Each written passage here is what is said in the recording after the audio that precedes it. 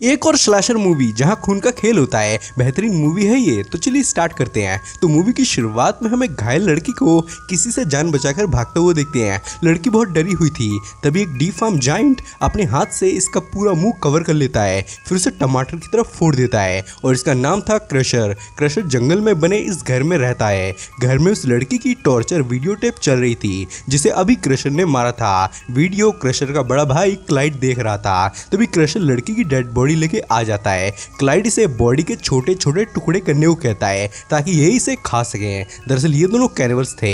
Crusher body के टुकड़े करने लगता है। फिर हम एक किडनैपर्स के ग्रुप को देखते हैं जो गाड़ी की डिक्की में किसी अमीर बाप की लड़की को किडनैप करके कहीं ले जा रहे होते हैं। ग्रुप में 4 लोग थे, ब्रायन, एरिक और सैरा जोस। सैरा जोस कजन भाई बहन है। जोस कोई किडनैपर नहीं है, पर मजबूरन इसे अपनी सिस्टर का साथ देना पड़ रहा था। इधर ये दोनों लड़की के मांस को प्याज में पकाकर खा रहे थे। इधर किडनैपर्स का ग्रुप गैस स्टेशन पहुंचता है। एरिक पेट्रोल भरने लगता है। ब्रायन गाड़ी में ही रहता है और दोनों भाई बहन स्टोर में आ जाते हैं। जो उस स्टोर के बैकयार्ड से भागने का सोचता है, पर वो अपनी सिस्टर को छोड़ के नहीं जाना चाहता। इधर गैस स्टेशन के बाहर एक शेरिफ आ जाता है और पीटर नाम के आदमी से कुछ बातचीत करने लगता है, जिससे ये दोनों घबरा जाते हैं। ब्रायन गन निकाल लेता है। तभी शेरिफ सैरा से भी बात करने लगता है, जिससे ये और डर जाते हैं। सैरा सिचुएशन संभाल लेती है और डाउट नहीं होने देती। इधर सैरा का चक्कर इन दोनों के साथ था, पर दोनों इस बारे में नहीं जानते थे। इधर एरिक इन सबको कहीं ले जा रहा था और उसी के दिमाग में प्लान था। ये सब उससे पूछते भी हैं,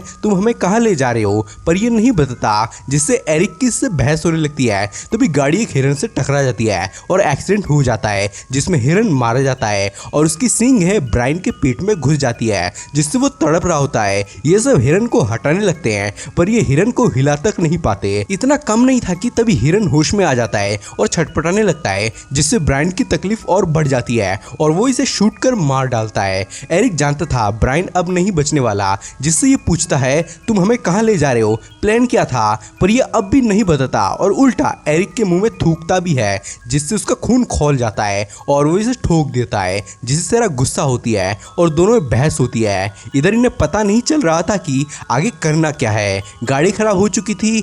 एरिक ने ब्रायन को मार दिया था और डिक्की में बंद लड़की को भी देखना था। इसी दौरान एक रैंडी नाम का आदमी यहाँ आता है। सैरा कहती है हिरन के टकराने से इनका फ्रेंड मारा गया। रैंडी ने गैस स्टेशन चलने को कहता है और पुलिस को बुलाने की बात करता है। तभी एरिक इसे भी गोली मारता है। ये दूसरी गोली मारने वाला था, पर जोश इसे रोकता है। तभी आदमी जान बचाकर भाग जाता है, जिससे एरिक की बहस जोश से होने लगती है। एरिक जोश को भी ठोक देना चाहता, पर सैरा के चलते ये ऐसा नहीं कर सकता था। खैर फिर ये डिक्की से उस लड़की को निकालते हैं और जंगल की तरफ बढ़ने लगते हैं। वापस जाने से ये बेटर ऑप्शन था। तभी कैनिबल क्लाइड इन्हें देख लेता है और अब ये इनकी ऐसी की तैसी करने वाला था। इस लड़की का नाम ऐश था, जिसे चलने में दिक्कत हो रही थी। जॉस दिल का अच्छा था, वो इसकी टेक केयर करते हुए आराम आराम से आगे बढ़ाता है। इधर रैंडी गाड़ी साइड में लगा के दम तोड़ देता है। क्लाइड घर पर आता है और क्रशर को नए शिकार के बारे में बताता है, जिससे वो बेड़िया लेके निकल जाता है। इधर ऐश को चलते हुए पैर में घाव आ जाती है,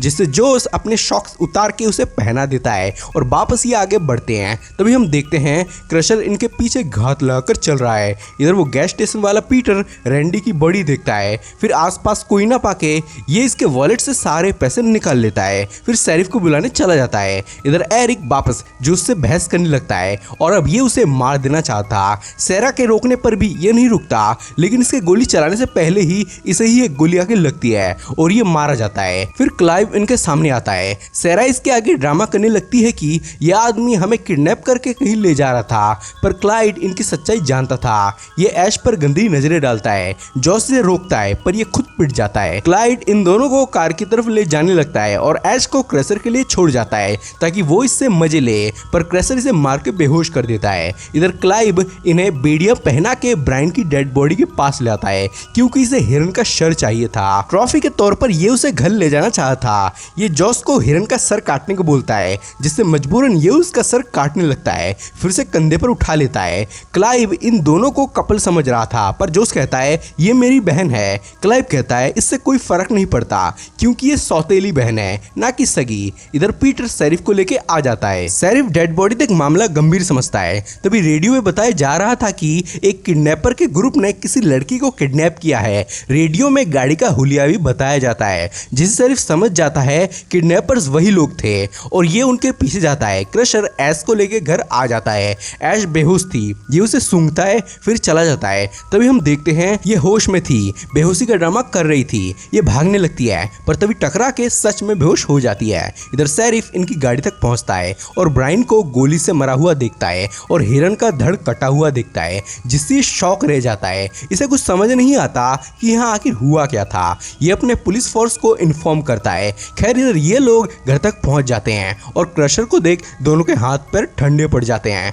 क्लाइव इसे हिरन के सर को साइड में रखने को बोलता है, फिर इसे हंसने को बोलता है। ये हंसती है, फिर इसे अंदर ले आता है और इसे नींबू पानी पीने को देता है, पर ये मना करती है। तभी इधर जोश को एक फटका पड़ता है और जोश का जोश शांत हो जाता है। सैरा को लग रहा था शरबत में जहर होगा और ये क्लाइड की बात नहीं मान रही थी, जिससे ये टेबल पर इसका मुंह मारता है। फिर ये डर के मारे शरबत पी लेती है और इसे टेक्सास मैसेकर जैसा ब्रूटल किलर बताती है। ये कहता है मैं उससे भी डेंजरस हूँ। जैसे ही ये पीछे मुड़ता है तो ये इसमें बंदूक तान देती है और फायर करती है, पर बंदूक में गोली नहीं थी। तभी ये बेहोश हो जाती है क्योंकि शरबत में बेहोशी की दवा थी। क्लाइव ऐश के पास आता है, फिर चेहरे से कपड़ा हटाता है और हम इसका चांद सा मुखड़ा देख पाते हैं। क्लाइव इस पर गंदी नजरें डालता है, फिर क्रशर से बोल के इसे शेड के अंदर बंद करवा देता है। इधर शेरिफ हिरन के खून का पीछा करता हुआ आगे बढ़ रहा था। इधर ये लोग सैरा को चैन से बांध के लटका देते हैं, फिर क्रशर जोश को यहाँ बांध देता है। क्लाइव इसे होश में लाता है। इसने इसके बॉडी पर मार्क कर दिया था कि कैसे कैसे इसे काटना है। सैरा चिल्ला रही होती है जिससे क्लाइव को मजा आता है। फिर इसकी वीडियो टेप बनाने लगता है ताकि बाद में ये वीडियो को देख सके। ये इसके शरीर के टुकड़े टुकड़े करने वाला था। सैरा रो रही होती है, तभी ये बटचरिंग का प्रोसेस शुरू करता है। ऐश उसे बचाने की सोचती है और रस्सी काटने लगती है। इधर शेरिफ ब्लड का पीछा करता हुआ आ रहा था, पर जैसा कि आप जानते हैं पुलिस कभी टाइम पे नहीं पहुंचती। क्लाइव जोश का वीडियो टेप बनाने लगता है और वो अब इसके साथ दरिंदगी करने वाला था, जिससे दरिंदे भी शर्मा जाए। ये उसका टेस्टिकल काटने लगता है। बेचारा तड़प रहा होता है। इधर ऐश बहुत स्ट्रगल के बाद फ्री होती है। ये चाहती तो भाग सकती थी, पर इसे जोश की चीखने की आवाजें आ रही थी, जिससे ये चुपके से एक रूम में जाती है और वहां इसे एक बंदूक मिलती है। ये एक गोली उसमें भरती है और 2 गोली जेब में रख लेती है। फिर इनके पास आती है और क्रशर को ठोक देती है। ऐश तो बड़ी तेज है। क्लाइव हैंड्स अप कर देता है। ऐश क्लाइव से जोश की बेड़ियां खुलवाती है। फिर जोश क्लाइव को बेड़ियां पहना देता है। इसे इस पे बहुत गुस्सा आ रहा था क्योंकि इसने इसका हथियार ही काट डाला था। खैर जोश सैरा को होश में लाता है। ऐश क्लाइव को इसलिए नहीं मार रही थी क्योंकि यही इन्हें रोड तक पहुंचाएगा।